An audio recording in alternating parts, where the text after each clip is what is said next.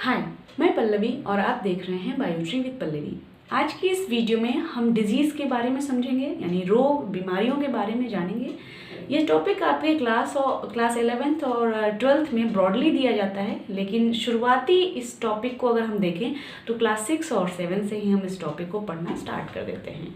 Topic को शुरू करने से पहले, यानी कि कई सारी बीमारियों को जानने से पहले और उनकी वजहों को जानने से पहले हम ये समझेंगे कि आखिर डिजीज़ किसे कहा जाता है, यानी रोग बीमारियां किसे कहा जाता है।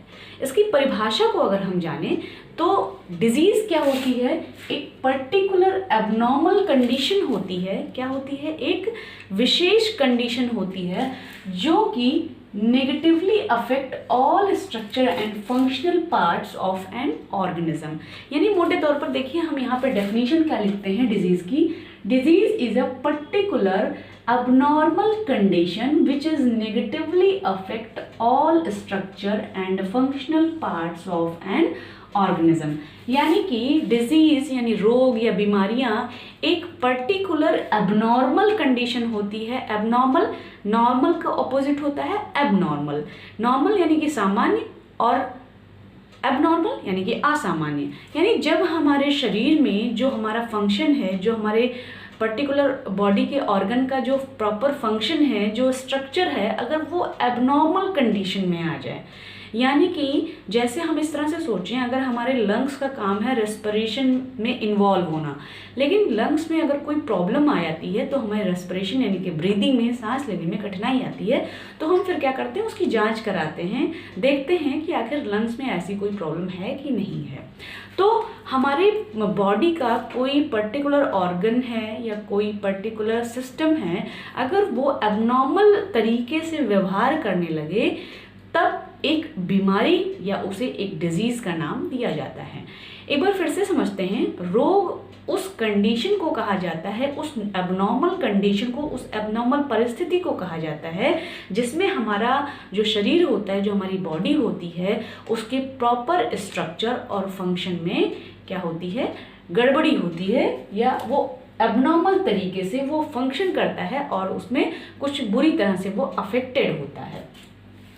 तो डिजीज क्या होती है? एक पर्टिकुलर एबनॉर्मल कंडीशन होती है जो कि हमारी बॉडी को, यानी कि ऑर्गेनिज्म की बॉडी को या उसके बॉडी के स्ट्रक्चरल और फंक्शनल पार्ट्स को, यानी कि उसके शेप को, उसकी संरचना को, उसके क्रियात्मक इकाइयों को या उसके क्रिया को नेगेटिवली अफेक्ट करता है। तो इस कंडीशन को क्या कहा जाता है? डिजीज कहा जाता है। अब डिजीज यानी जो रोग होते हैं वो कई वजहों से होते हैं। यानी डिजीज़ बैक्टीरिया की वजह से भी हो सकता है, कुछ डिजीज़ वायरसेस की वजह से भी हो सकते हैं, कुछ डिजीज़ के लिए फंजाई जिम्मेदार होती हैं। अलग अलग बीमारियां अलग अलग ऑर्गेनिज्म या अलग अलग माइक्रोब्स की वजह से होती हैं। आज की इस वीडियो में हम समझेंगे कि डिजीजेस काज्ड बाय बैक्टीरिया, यानी उन डिजीजेस के बारे में जानेंगे जो कि बैक्टीरिया के द्वारा फैलाई जाती है। सबसे पहले हम जानेंगे टाइफॉइड के बारे में। टाइफॉइड एक ऐसी बीमारी है जो कि बैक्टीरिया के द्वारा जिम्मेदार होती है। किसके लिए? टाइफॉइड के लिए।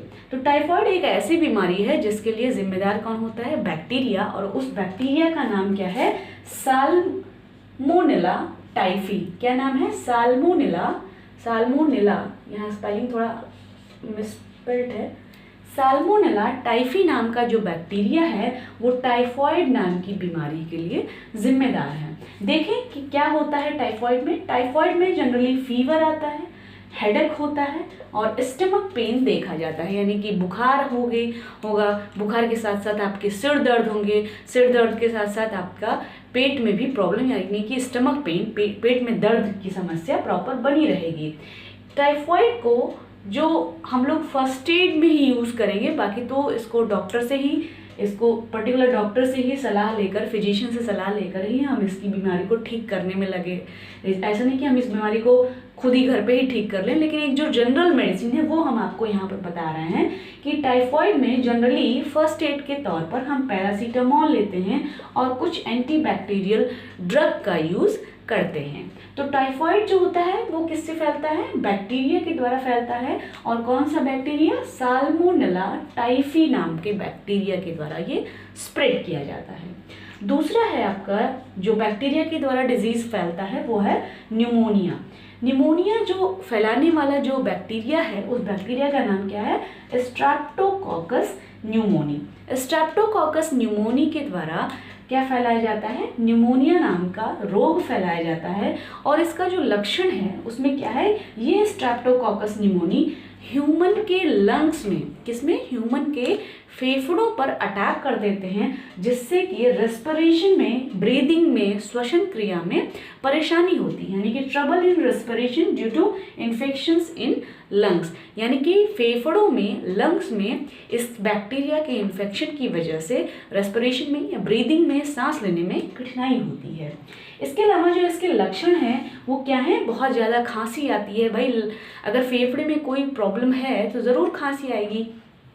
और दूसरा फीवर, बुखार के साथ साथ इसमें बहुत ज़्यादा खांसी आती है और ये इसके शुरुआती लक्षण होते हैं न्यूमोनिया के। इसको भी कुछ एंटीबैक्टीरियल ड्रग का यूज़ कर इस बीमारी से छुटकारा पाया जा सकता है। ये सब बीमारियां लाइलाज नहीं है, बल्कि इनका अगर प्रॉपर इलाज किया जाए तो व्यक्ति सही समय पर ठीक हो जाता है, थोड़ा जल्दी ठीक हो जाता है।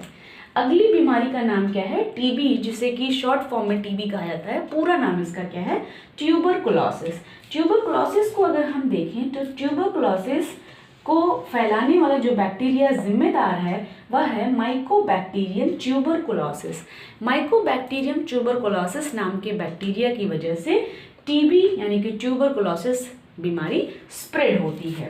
इसमें भी इसके बैक्टीरिया जो होते हैं उनका जो अटैक होता है वो डायरेक्ट हमारे लंग्स में होता है, यानी ह्यूमन के फेफड़ों पर होता है। और इसके साथ साथ फेफड़ों के साथ साथ ये ब्रेन में, यानी कि हमारे मस्तिष्क में, स्पाइन में, जो कि आपके वर्टिब्रल कॉलम में पीछे रीढ़ की हड्डी के पास होती है, और किडनी में, यानी कि वृक्क में, ह्यूमन की किडनी पर इसका ज़्यादा अफेक्ट देखने को मिलता है। इसका इन्फेक्शन जो हमको देखने को मिलता है वो सबसे पहले लंग्स में, फिर स्पाइन में, किडनी में और ब्रेन में देखा जाता है। किसका? माइकोबैक्टीरियम ट्यूबरकुलोसिस नाम के बैक्टीरिया को, जो कि टीबी फैलाने में जिम्मेदार होता है।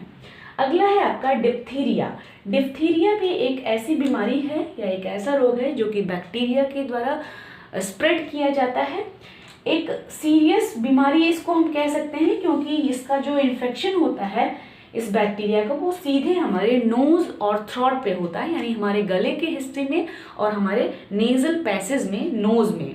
तो इसमें क्या होता है? नोज में हमारे इन्फेक्शन होता है, गले में खराश बनी रहती है बैक्टीरिया के अटैक की वजह से। और जो बैक्टीरिया डिप्थीरिया के लिए जिम्मेदार है वह है कॉर्निबैक्टीरियम डिप्थेरी। कॉर्निबैक्टीरियम डिप्थेरी नाम का जो बैक्टीरिया है वो डिप्थीरिया बीमारी के लिए जिम्मेदार है।